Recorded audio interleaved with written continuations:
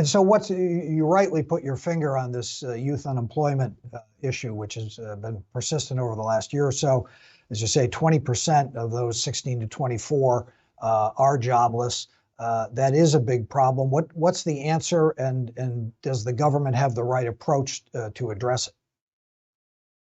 You know, it's interesting because the new generation is radically different from the older generations. This is also a theme of my book, and we need to think about China as how the new generation shapes its contours.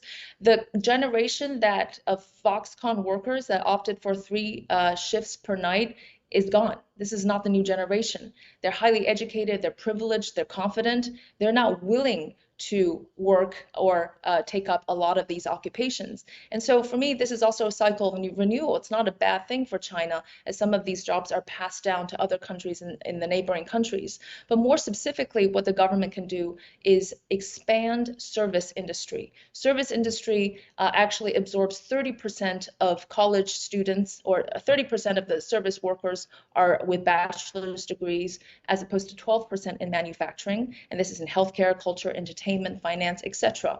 This is the jobs that can be available to the new generation. Also, the blue collar, the vocational training doesn't really have a high standing socially for the Chinese society. But China looks to Germany as a model. China does not look at the US. What it perceives to be a financialized, property-oriented knowledge economy is not the model for the Chinese government, but instead the technical industrial power of Germany with their vocational schools is the right model. So the government is also expanding the quantity and quality of vocational training, and people, the households, have to look at these jobs in a slightly different way. But it is worrying, and I think we also have to accept that, you know, the Chinese new generation is also more relaxed.